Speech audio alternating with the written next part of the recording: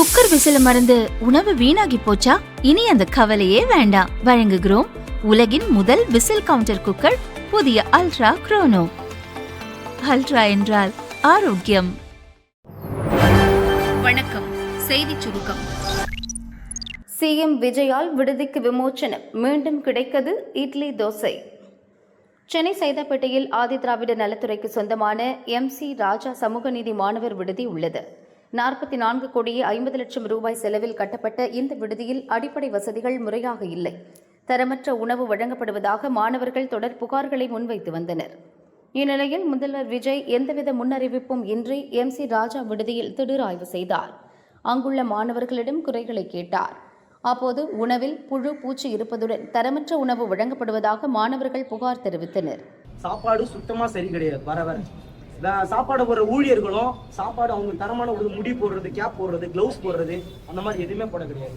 Ma'am போன வாட்டி வந்திருந்தாங்க, அவங்கள்ட்டையும் நாங்கள் கோரிக்கை வச்சிருந்தோம். இவ்வளவு மாதிரி எக்கச்சக்கமான இது இருக்கு. ஊழியர்கள் பற்றாக்குறை இருக்குது. மாணவர்களுக்கு கண்காணிப்பதற்கு கேமரா குறைவா தான் இருக்கு. 64 கேமரா இருக்க வேண்டிய இடத்துல கம்மியாதான கேமரா தான் இருக்கு. அடிக்கடி தண்ணி வரதில்லை, பாத்ரூமை சரியா கிளீன் பண்றதில்லை, உடைஞ்சிருக்கு. மேலும் இரவு வேலைக்கு செல்லும் மாணவர்கள், அரசு போட்டித் தேர்வுக்கு தயாராகும் மாணவர்கள் தங்கள் சிரமங்களை கூறினர். இரவு தாமதமாக விடுதிக்கு வந்தால் உணவு வழங்க மறுக்கின்றனர். குறிப்பிட்ட நேரத்திற்கு பின் விடுதிக்குள் அனுமதிப்பது இல்லை என மாணவர்கள் குற்றஞ்சாட்டினர். இதுகுறித்து விடுதி காப்பாளரிடம் முதல்வர் விளக்கம் கேட்டதுடன் புகார்கள் குறித்து நடவடிக்கை எடுப்பதாக தெரிவித்தார். இதற்கிடையே சமையல் கேஸ் சிலிண்டர் தட்டுப்பாடு காரணமாக சில மாதங்களாக இருவேளை உப்புமா, ஒருவேளை கலவை சாதம் மட்டுமே விடுதிகளில் உணவாக வழங்கப்பட்டு வருகின்றன. முதல்வரின் ஆய்வுக்கு பின் பழையபடி இட்லி, தோசை, சப்பாத்தி உள்ளிட்ட உணவுகள் மீண்டும் வழங்கப்படுகின்றன. மேலும் இரவு 12 மணி வரை மாணவர்கள் விடுதிக்குள் அனுமதிக்கப்படும் வகையில் விதிமுறைகள் தளர்த்தப்பட்டுள்ளன. விடுதி நூலகத்திற்கு போட்டித் தேர்வுக்கான புத்தகங்கள் வாங்கவும் அதிகாரிகள் நடவடிக்கை எடுத்துள்ளனர். தாவேக ஆட்சியை கவிழ்க்க சதி, மேலும் 2 பேர் கைது. தாவேக ஆட்சியை கவிழ்க்கும் நோக்கில் ஊத்தங்கரை தொகுதி தாவேக MLA இளையராஜாவிடம் சிலர் பேரம் பேசினர். 35 கோடி ரூபாய் தருவதாக கூறியது தொடர்பாக சென்னை திருவல்லிக்கேணி போலீசார் 12 பேரை கைது செய்துள்ளனர். இவர்களின் பின்னணியில் திமுக முன்னாள் அமைச்சர் செந்தில் பாலாஜி, அவரது தம்பி அசோக்குமார் ஆகியோர் இருப்பதாக கூறப்படுகிறது. இந்த புகாரில் ஏற்கனவே கைது செய்யப்பட்டவர்களிடம் நடத்திய விசாரணையின் அடிப்படையில் சென்னை கொரட்டூரைச் சேர்ந்த கருணாநிதி, சாலிகிராமத்தைச் சேர்ந்த சரவணன், பள்ளிக்கரணையைச் சேர்ந்த வினோத் வெங்கடேசன் ஆகியோரிடம் திருவல்லிக்கேணி போலீசார் விசாரணை நடத்தினர். தொடர்ந்து சூளைமேட்டில் செயல்பட்டு வரும் தனியார் நிதி நிறுவனத்தில் போலீசார் சோதனை நடத்தினர். அங்கு கணக்கில் வராத 2.80 கோடி ரூபாய் ரொக்கம் பறிமுதல் செய்யப்பட்டது. இதையடுத்து நிதி நிறுவன உரிமையாளர் கருணாநிதி மற்றும் சரவணன் ஆகியோர் கைது செய்யப்பட்டனர். இவர்கள் திமுகவை சேர்ந்தவர்கள் என கூறப்படுகிறது. இதுவரை இந்த வழக்கில் கைது செய்யப்பட்டவர்களின் எண்ணிக்கை 14ஆக அதிகரித்துள்ளது. இந்த சதி திட்டத்தில் மூளையாக செயல்பட்ட நரேஷ் என்பவருடன் இருவரும் தொடர்பில் இருந்ததாக கூறப்படுகிறது. கைப்பற்றப்பட்ட பணம் ஹவாலா பணமா எனவும் போலீசார் விசாரிக்கின்றனர். தேசிய விருது வென்ற தமிழ் திரையுலகினரை பாராட்டிய அண்ணாமலை 72வது தேசிய விருது வழங்கும் விழாவில் சிறப்பிடம் பெற்று தமிழ் திரையுலகின் பெருமையை உயர்த்திய அனைவருக்கும் வாழ்த்துக்கள் என வீதி லீடர் அமைப்பின் தலைவர் அண்ணாமலை கூறியுள்ளார். சிறந்த தமிழ் திரைப்படமாக தேர்ந்தெடுக்கப்பட்டுள்ள ராயன் திரைப்படக் குழுவினர், சமூக மற்றும் தேசிய நலன் பிரிவில் சிறப்பு விருது வென்றுள்ள கேப்டன் மில்லர் திரைப்படக் குழுவினருக்கும், சிறப்பு விருது வென்றுள்ள தனுஷ், அமரன் திரைப்படத்திற்காக தமிழ் மொழியில் சிறந்த இயக்குநர் விருது வென்றுள்ள ராஜ்குமார், சிறந்த பின்னணி இசையமைப்பாளர் விருது வென்றுள்ள GV பிரகாஷ்குமார், சிறந்த படத்தொகுப்பு விருது வென்றுள்ள கலைவாணன் ஆகியோருக்கும், மகாராஜா திரைப்படத்திற்காக சிறந்த சண்டை பயிற்சியாளருக்கான விருது வென்றுள்ள அனலரசு, சிறந்த துணை நடிகை விருது வென்றுள்ள சாச்சனா நமிதாஸ் ஆகியோருக்கும், மெய்யழகன் திரைப்படத்திற்காக சிறந்த ஒலிக்கலவை விருது வென்றுள்ள சுரேன்ஜி உள்ளிட்ட அனைவருக்கும் பாராட்டுக்களை தெரிவித்துக் கொள்கிறேன். மேலும் ப்ளூ படத்துக்காக சிறந்த ஒலி வடிவமைப்பு தேசிய விருது பெற்ற TS ஹரிஹரசுதனுக்கும் பாராட்டுக்களை தெரிவித்துக் கொள்கிறேன். தமிழ் திரையுலகின் பெருமையை உயர்த்திய உங்கள் அனைவருக்கும் இதயம் கனிந்த நல்வாழ்த்துக்கள் என அண்ணாமலை கூறியுள்ளார். நீட் தேர்வில் அதிக மதிப்பெண், தமிழக மாணவர்கள் சாதனை. 2026ஆம் ஆண்டுக்கான நீட் நுழைவுத் தேர்வை 19,99,895 பேர் எழுதினர். அதில் 11,21,185 பேர் தேர்ச்சி பெற்றனர். மொத்தம் 720 மதிப்பெண்ணுக்கு நடந்த இந்த தேர்வில் அதிக மதிப்பெண் எடுத்த முதல் 100 இடங்களில் தமிழகத்தைச் சேர்ந்த 9 மாணவ மாணவிகள் இடம்பெற்றுள்ளனர். இது முந்தைய ஆண்டுகளுடன் ஒப்பிடுகையில் அதிகம். டாப் 100 பட்டியலில் இடம்பெறும் தமிழக மாணவ மாணவிகளின் எண்ணிக்கை ஒவ்வொரு வருடமும் உயர்ந்து கொண்டே வருகிறது. தொட்டா விடமாட்டே சொன்னதை செய்வாரா சிஎம் விஜய்? விஜயபாஸ்கர் இணைவால் விசாரணை மந்தம். கடந்த அதிமுக திமுக ஆட்சிகளில் மருத்துவத்துறையில் பல்வேறு ஊழல் குற்றச்சாட்டுகள் எழுந்தன.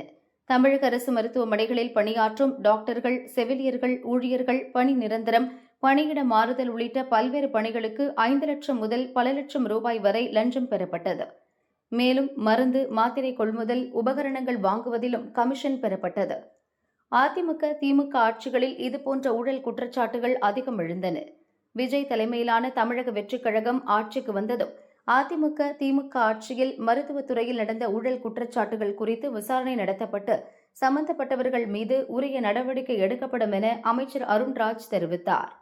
இல்லையில் அதிமுக ஆட்சியில் சுகாதாரத்துறை அமைச்சராக இருந்த விஜயபாஸ்கர் தவேகாவில் இணைந்து விட்டார். இதனால் திமுக ஆட்சியில் நடந்த மருத்துவத்துறை ஊழல் குற்றச்சாட்டை விசாரித்தால் அது அதிமுக ஆட்சி வரை நீளும் என்பதால் அவ்விசாரணையை தவேக அரசு கிடப்பில் போட்டுள்ளது. இதுகுறித்து அரசு டாக்டர்கள் கூறியதாவது: மருத்துவத்துறையில் மருத்துவக் கல்லூரிகளுக்கு அனுமதி தருவது, குட்கா விற்பனையை சட்டவிரோதமாக அனுமதிப்பது என கோடிக்கணக்கான ரூபாய் ஊழல் முறைகேடுகள் நடந்துள்ளன. இவற்றை எவ்வித பாரபட்சமின்றி அரசு விசாரணை நடத்தினால் பலர் சிக்க வாய்ப்புள்ளது. ஆரம்பத்தில் தவேக அரசு மருத்துவத்துறையில் நடந்த ஊழல் குற்றச்சாட்டுகளை வெளிக்கொண்டு வரும் என எதிர்பார்த்தோம். ஆனால் அதிமுக முன்னாள் அமைச்சராக இருந்த விஜயபாஸ்கர் தவேகாவில் இணைந்து விட்டார். அதேபோல் திமுகவில் மருத்துவத்துறை செயலராக இருந்தவர் தற்பொழுது முக்கிய பதவியில் உள்ளார். எனவே அதிமுக திமுக என 2 ஆட்சி காலத்திலும் நடந்த மருத்துவத்துறை முறைகேடுகளை விசாரிக்க முடியாத நிலையில் தவேக அரசு உள்ளது என்றார். Pawan Kalyan versus junior NTR. ஆந்திர அரசியலில் சிஎம் விஜய் புயல். தமிழகத்தில் நடந்து முடிந்த சட்டசபை தேர்தலில் நடிகரும் தவேக தலைவருமான விஜய் வெற்றி பெற்று ஆட்சியை பிடித்தார்.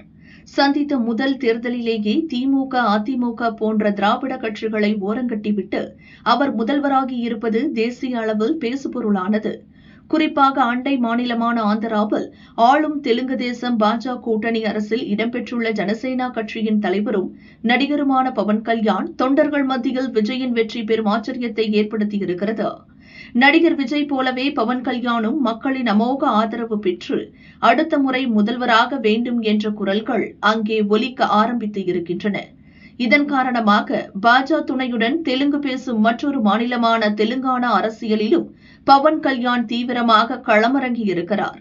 இதனால் இரு மாநில அரசியல் களத்திலும் அனல் பறக்கிறது.